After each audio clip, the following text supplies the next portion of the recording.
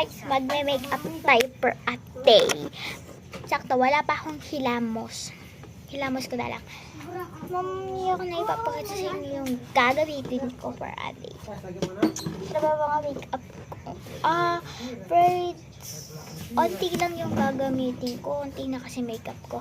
Simulan na natin. Pero may challenge. Ano? Sabi ng letter R. Game na ba kayo guys?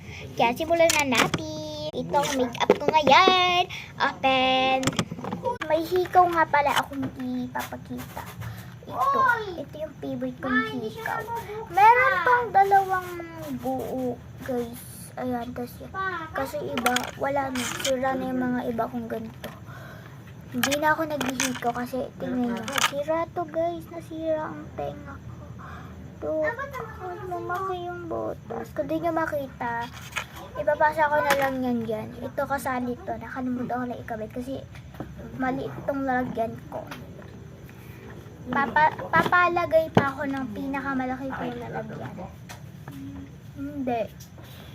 Joke.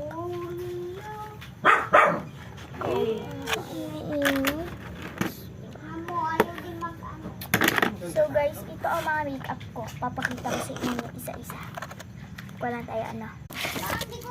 Talit ko muna ito. Hold ko. Open. Ay! Itong baka ay natapon na. Ayusin ko muna natapon.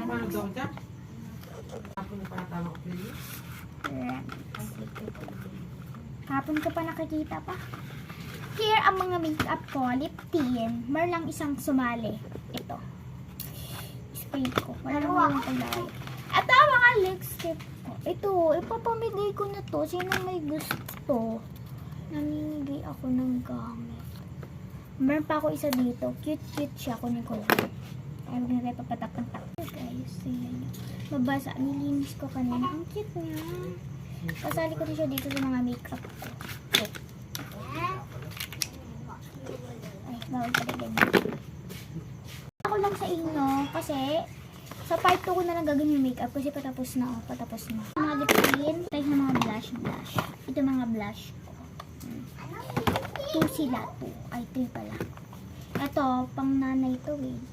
Para sinama ko pa rin siya. Magagamit ko pa rin siya. Bawal to sa amin. Pero sinama ko na rin. Kulit naman niya. Pink at pink. Next. Ito. Ano ahas?